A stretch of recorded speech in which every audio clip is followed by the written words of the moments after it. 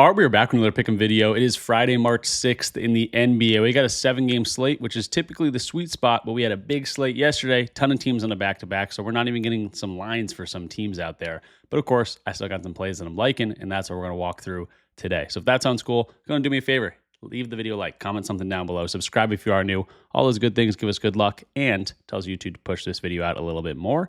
And we got to go over the recap of yesterday's video picks first, like we always do, and then we'll hop into plays for today. So jumping in the recap, we went 2-2 on the pick, so pretty much wash of a day. We had the Dallas Mavericks spread 9.5 Cooper flag plays. They looked like they were going to blow this thing open, and then they were actually down 10 late in the fourth quarter, so it completely swapped. And then they end up losing that game by 1 point. So that was a nice, easy cash at the end of the thing.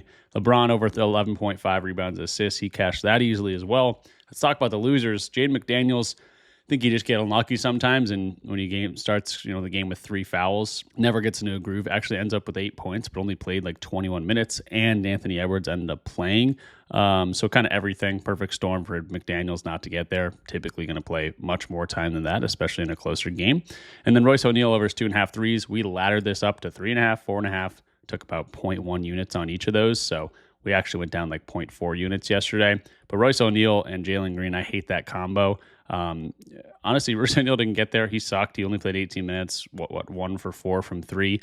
He pretty much got played off the court. But Jalen Green, every time I look at Jalen Green's box score, I'm like, oh, he only had 12 points, 15 points. He shoots like 25 times and shoots like 5 for 20 like every single game. It's kind of nuts. And he's been like that. He gets hot sometimes, but his shooting percentages, that guy's got a green light and does not knock down shots as well as, I'd like to see from a fan of him. But yeah, 2-2, wash of a day. Let's get back to the win streak we were on before this.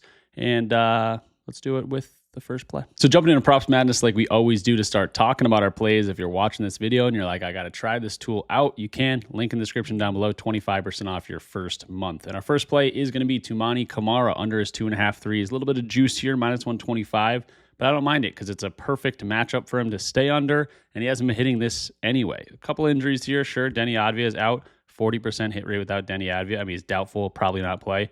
But with Denny and Sharp out, he's only over in 2 of 7 games. The threes, sometimes go up, just not knocking him down. 7 shots here, 7 shots here, 8 shots. Has not been knocking him down here. And the Rockets are going to, he hasn't been hitting them anyway, but it's going to be very limited, I think, in terms of his catch and shoot ability. Spot up, they rank number 2. Catch and shoot, they rank number 3 here. Now, he has played these guys a couple times this year, and he's had really good success against them, shooting a whole bunch of threes. But at the same time, has not been in good form recently. Sure, could be a bounce back spot. I'm going to say he's in a shooting slump. And it's really been the Drew Holiday, Jeremy Grant show, kind of the older guys on the team being able to kind of lead this team. And I guess they won this game, but they've gotten crushed a few times. I know Drew Holiday coming off a really, really good game. So it definitely looks fine, especially recently. Has not gotten there in the past, however many games, one of the last 7 games or so. But really, really difficult spot for spot-up opportunities. And again, we talked about the Rockets defense many, many times. How do they play defense? Well, they're going to let your offensive weapon, your number one option, kind of cook you, whether that's a Drew Holiday coming off a really good game. These guys that work in the pick and roll, the high-usage guys, they're going to let them kind of do not whatever they want, but they're going to let them, cook a little bit. And the guys that are getting opportunities for spot-ups, they're going to really stay down on those guys. They're going to play one-on-one defense, and that's how they are very good at the rim. They're playing one-on-one post defense, not letting a lot of rim runners. That's why they're very good in the corners, because people don't leak out. When people drive, they're not doubling and being able to kick out. These guys are staying on their dudes. They trust their one-on-one defense, which is why these spot-up and catch-and-shoot opportunities are very tough. And in these tough matchups, these challenging matchups, only over in 4 of 18 games this season, with an asterisk, because 2 of those games are against the Rockets, I will say, but I'll take the hit rate and the analysis here in many of these difficult spot-up opportunities. You can also just see his 3-pointers attempted in these games are much less as well. 7.1 of the season, almost a full 1 less 3-pointers attempted in these instances. So Camara under the 2.5. I'll take the little bit of the juice at -125. Because I really like the matchup. Moving along to the next play, it's going to be a Boston Celtic, and it's not going to be Jason Tatum. It's going to be Peyton Pritchard. Of course, Jason Tatum probably making his debut today, but I'm going to go to Peyton Pritchard's rebounds. Hopefully the Celtics are playing with a little bit of pride today for JT's return. and Peyton Pritchard comes out there, and his shooting woes have been ridiculous. It's in turn been less minutes for him on the court, but he's got a great rebounding matchup here, and I love this plus 126 price tag, especially because our first play was a minus 125 play, so kind of offsetting a little bit of that juice, going to a little bit of plus money here for Peyton Pritchard. Now, 3.5, we're sitting at a 50% hit rate. Well, why do I like this? Especially because similar players not going over against their lines. Well, we can see that this matchup against the Dallas Mavericks, really, really good one. They're also on a back-to-back, so that might be a little bit of fatigue on their legs, less jump in their shots, some front rims, some long rebounds. That's all Peyton Pritchard right there. Rebounds allowed, 27th ranked to position, 29th ranked offensive rebounds, which is actually huge for Peyton Pritchard. He does get offensive rebounds, 28th there, defensive 26. So we got a perfect matchup. And the last thing I didn't even mention, right at the bottom of that column, pace. They rank 4th in terms of pace. So Pritchard, horrible in terms of his shooting percentages recently. But at the same time, with Tatum coming back, both these guys, I don't know if Tatum's going to start, come off the bench, whatever. Pritchard's always off the bench here nowadays. 24 minutes in the last game. I don't expect that. 29-point game, 27-point game. The Celtics have not been in a single-digit game in a while. But regardless, Pritchard's usually going to get around 29 to 35 or so minutes. So I can go to the expected minutes. We'll bump him up to 29 to 38. Hopefully this thing stays close, but you can already see a 60% hit rate. Put him on the court for more time. He's going to be able to get a little bit more rebounds here. But the next thing I'll point to is, couple this up with, the defensive rebounds to his position, giving up a lot of rebounds to point guards. With the time on the court, we're looking at a 75% hit rate. Put him in a game with a lot of pace and a lot of minutes, 82% hit rate. So with the pace, with the amount of shots, especially with the Mavericks on a back-to-back, again, fatigue in their legs, short rimming or front rimming shots, long rebound opportunities, that's going to be all a guy like Peyton Pritchard. But regardless of the matchup, he's been able to do this, and he's got a really, really good matchup today. Has played him once before this season, back in February, so about a month ago, had 12 rebound chances in that game and ended with 4. So plus 126 price tag, I'll take my chances. Makes a whole lot of sense. Got to get some sort of Celtic action today. You got to be watching this game. JT returning, nothing better, for my team, of course, but you always want to see superstars return in a league like this. So even if you're not a Celtics fan, hopefully you guys tune in, see JT make his debut today. And of course, root for some Peyton Pritchard rebounds along the way. Jumping to the next play, I'm going to fade Jalen Green because I talked all that stuff about him at the beginning of the video, and I'm going to fade him here in a perfect matchup against the New Orleans Pelicans. Now, there's a couple reasons why. Now, first of all, because I mentioned in the beginning, this guy shoots like 20 shots a game and still has not gotten there. He's only got there in 2 of 14 games. Some of the games not playing many minutes. Recently, he's gotten 32, 31, 24, 26, 22, and 37 in an OT game. But the last time he played a back-to-back, sure, he came off an OT game, but he only played 22 minutes in that next game. He's been dealing with injuries. He's come back and gotten hurt a few times this season. Against the Pelicans, why risk it too much? The Suns are probably playoff bound here, and I wouldn't risk it. Jalen Green, I assume you have pretty good stock in him, even though I think he's overrated a little bit. Guy shoots 25 shots a game. Of course, he's going to score some points. But yeah, 21 points and assists in a back-to-back set. This is the only one this season. Only played 22 minutes there. We don't have much to go off of, but if you want to take a look at all games in the entirety of his career, last 3 seasons, he's over this in about 51% of games. But if you're going to take his minutes down to, let's say, less than 30 minutes, 27% hit rate, let's say he gets 20 to 30 minutes, still looking at only a 30% hit rate. So, you can even get 30 minutes in some of these games, but I think he might get a little bit limited here on a back-to-back set. I think this line's a little bit too high. At some point, Jalen Green's going to have one of those monster games where he's starting to hit everything, but his shooting percentage is horrible. His shot, quality is not very good. And sure, best matchup you can probably think of in terms of being able to shoot a bunch of threes and defensive rating and all that stuff. But he's had some pretty easy matchups this season, especially the last 3 games, and he has not been getting to the Bulls, the Kings. The Lakers aren't the most amazing defensive team either, has not gotten there against these guys. Why would he all of a sudden get here in a back-to-back? And it's because it's Jalen Green. He might freaking shoot 75% and knock down 5-6 threes tonight, and I'll get, look like an idiot. But at the same time, I like the hit rate. I don't think the minutes will be there in a back-to-back, and I talked all that stuff, so I got to back it a little bit here. Jalen Green under 21.5 points and assists, plus 110 price tag too. And in the same breath, maybe Royce O'Neal, you run him back. He didn't get there yesterday for us, played horribly, only played 18 minutes there. Back-to-back situation, maybe he's like, okay, I'm a little bit fresher here. The coach is like, Royce is a little bit fresher. Let's play him a little bit more time. And there's that textbook matchup for him to, half spot up opportunities, get some above the break threes, get some catch and shoot. Really, really good matchup for Royce O'Neal. Plus 110 price tag too. I think it's probably because Jalen Green's now playing more. Royce O'Neal's getting a little bit less time, but there is no Dylan Brooks. Devin Booker's probably out there. Goodwin's out. Mark Williams is out. There's some minutes to go around. So Royce has a pretty good matchup here. He's gone over this in 2 of the 3 games so far this season, very easily in a lot of these games too. And then in back-to-back sets, he plays a decent amount of time and has gone over this in 70% of games. So you'll see it in the recap if I end up going to him. I don't really love having 2 plays in one game, but it does make sense. If Royce is going off, that's less opportunity for Jalen Green here. So really, really good matchup for him. Honestly, better than Jalen Green. And a plus 110 price tag in the 2.5 line. And running back my loss that happened yesterday typically is a good recipe here. So Royce O'Neal, definitely on my radar. Moving to the next play, it's going to be a guy that we went to this exact line, 6.5 rebounds. We took the over the other day. I'm looking to the under here for Kawhi Leonard, 6.5 boards. Not in a back-to-back, the Spurs are, but I hate this matchup for him. It's a very similar read to the read we had on Scotty Barnes when he played the San Antonio Spurs. I think Kawhi is going to see a little bit of time on Wemby. Now, they could put a whole bunch of guys on him. They could put Chris Dunn on him.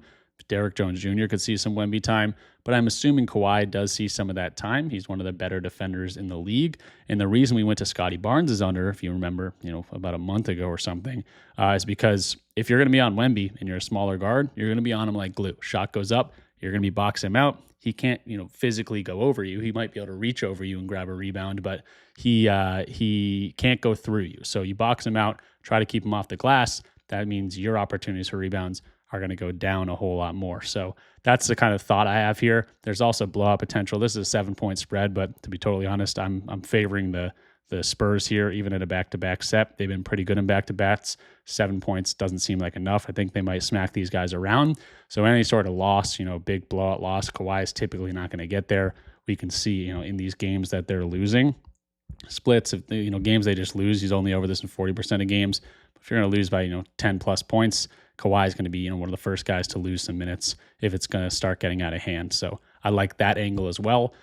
So if he doesn't play Wemby as much as I think, we might get screwed here. If this isn't a blowout, we might get screwed here. But I think those are 2 big things that have a good possibility of happening, and that's why I like the under here. Now again, I'm not going to brush over anything. This is exactly why we went to the over on Kawhi the other day.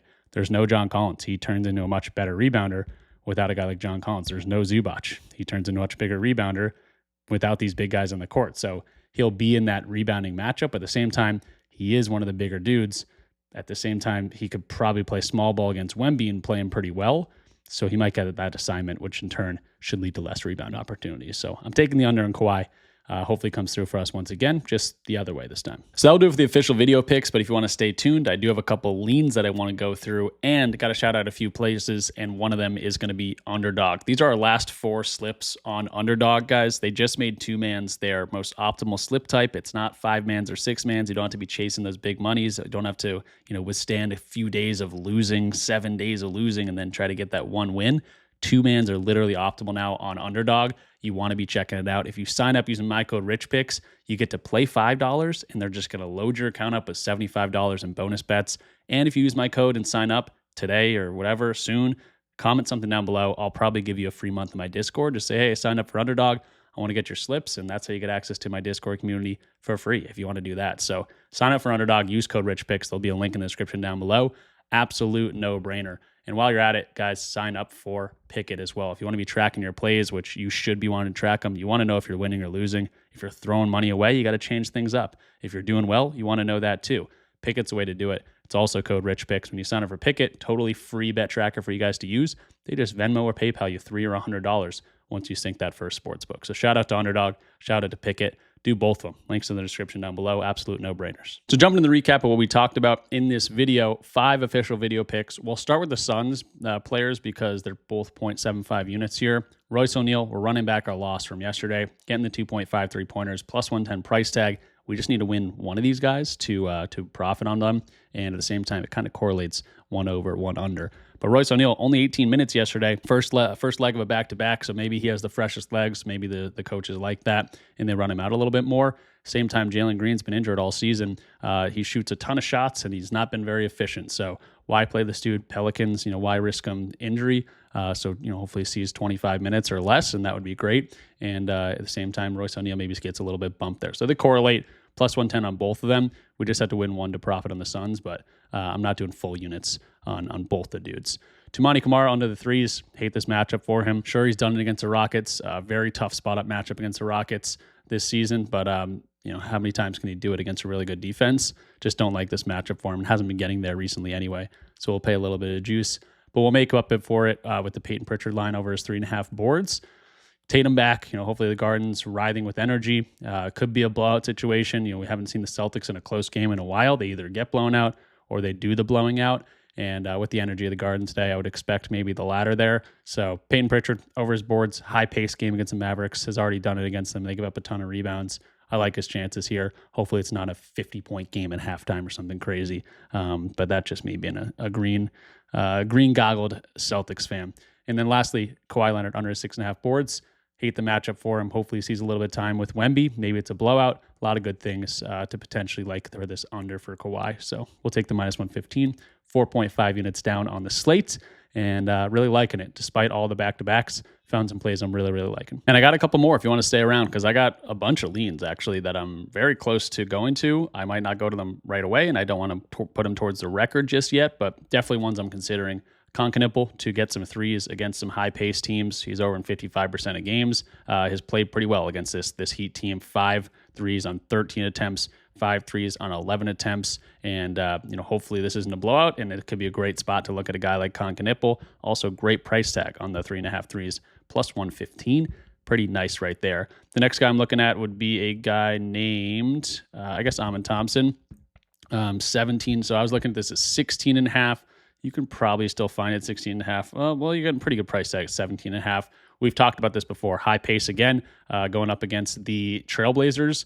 Really good matchup. High pace game, 7th in terms of pace. Top 10 pace teams. He's over this in 70% of the last 20 games. Look at the way he scores the ball. Transition, pick and roll ball handling, free throws. Love all of these. Then we got some, potential question marks here. I would assume they play because Sengun, I don't think, played yesterday. Jabari Smith Jr. did play yesterday, so we'll see what happens with those guys. But if they sit, games without Sengun, he's over this in 4 or 7 games. Games without Jabari Smith Jr., he's over in all 3 games, and we already know Steven Adams not in here, so definitely another guy I was considering.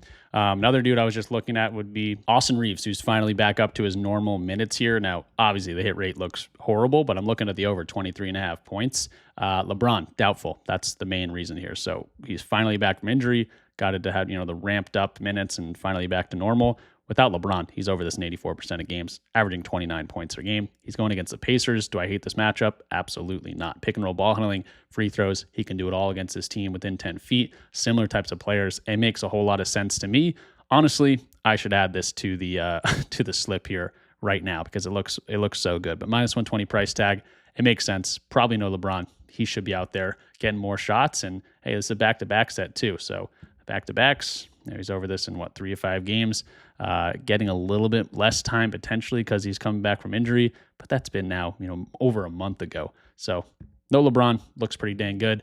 Back-to-back set, maybe no Luka. Let's see what happens. Yeah, averaging 39 points a game. So I think Austin Reeves has a lot of upside today, and I'm very tempted to add him here to the official list. And lastly, Dylan Harper for the Spurs. Looking at his PRA, 18.5. No, it's still 17.5 on some. That's pretty juiced. I was looking at the 17.5 PRA, but in general, PRA for Dylan Harper, I think the Spurs handle business here. And in those types of situations, Dylan Harper is usually doing pretty good. But also just recently, look at the dude. He's been over in, take away these last few games, over in 11 to 15 games. He's just getting more time on the court. You can see that 22-minute average, 24-minute average within this graph. So that's going to be more opportunities for him. Points, scoring, assisting. The Clippers defense, okay, they're solid.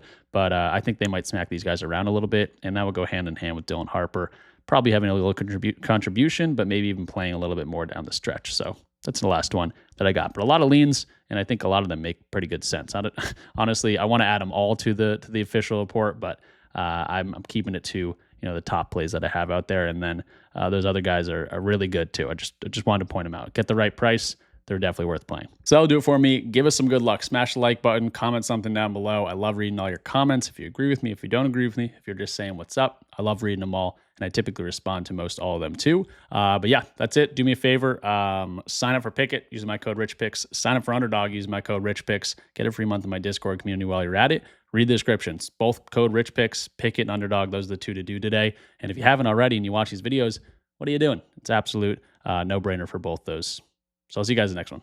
Good luck. Peace out.